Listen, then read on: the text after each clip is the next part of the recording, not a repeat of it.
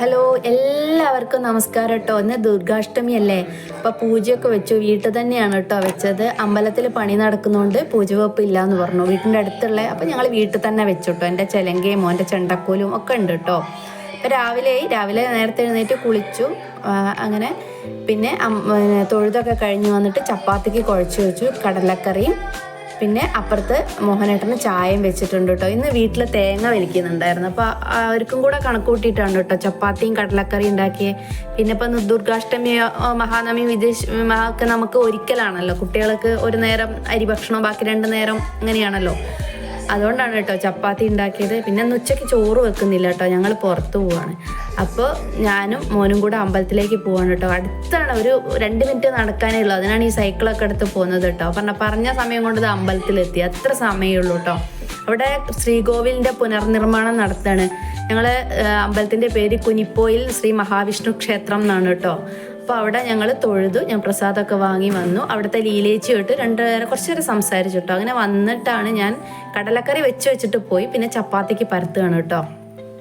അങ്ങനെ ആ സമയത്ത് വിനുക്കൂട്ടൻ ബിസ്ക്കറ്റ് കട്ട് ഞാൻ നോക്കുക. ആ സമയത്താണ് ഞാൻ പുറത്ത് പോയി ഇങ്ങോട്ട് വന്നപ്പോൾ ഇവൻ കട്ട് തിന്നുക, വിശക്കുന്നുണ്ട് എന്ന് പറഞ്ഞിട്ടേ. അപ്പോൾ കണ്ട ഒളിപ്പിച്ച് വെച്ചു കേട്ടോ. അത് കഴിഞ്ഞിട്ട് പിന്നെ എൻ്റെ അടുത്ത് ഞാൻ ചപ്പാത്തി വറുത്തുമ്പോൾ എൻ്റെ അടുത്ത് കയറി ഇരുന്നിട്ട് പിന്നെ ഇങ്ങനെ പോപ്കോൺ തിന്നട്ടോ. ഇത് ഇന്നലെ ഞാൻ വറുത്ത് വെച്ച പോപ്കോൺ ആണേ.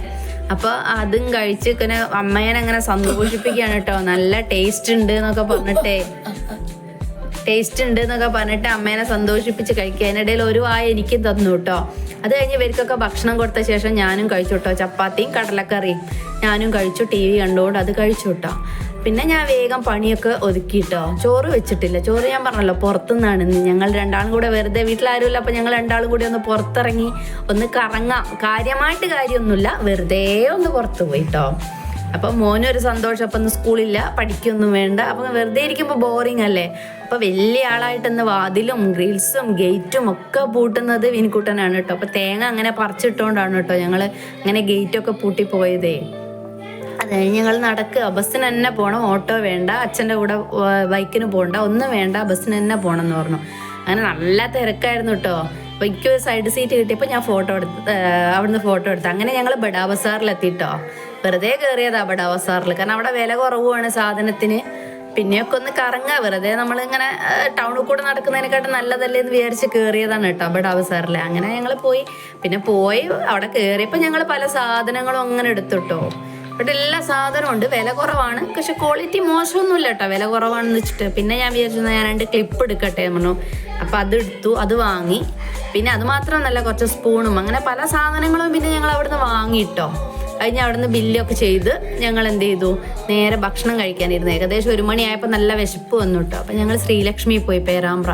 അപ്പോൾ അവിടെ എപ്പോഴും ഞങ്ങൾ പോകുന്ന സ്ഥലം തന്നെയാണ്. അപ്പോൾ അവിടുന്ന് ഒരു നെയ്റോസ്റ്റും മസാല ദോശയും പിന്നെന്താണ് സ്ട്രോബെറി ഷേക്കും ഒക്കെ വാങ്ങിയിട്ടോ. അപ്പോൾ വെനുവിന് വിശന്നിട്ട് വെള്ളം കൂടി തുടങ്ങി.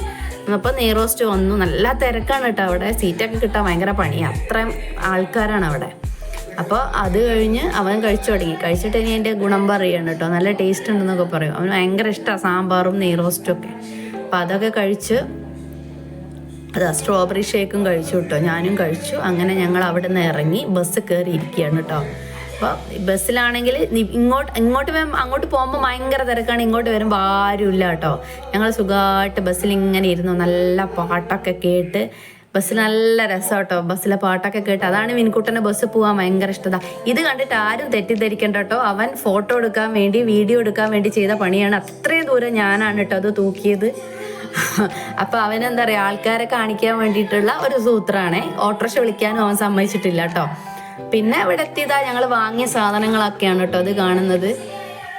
ഒരു ഹുക്ക് വാങ്ങിയിട്ടുണ്ട്, പിന്നെ സ്പൂണ് വാങ്ങി, 2 ബാത്ത് ടബല് വാങ്ങി.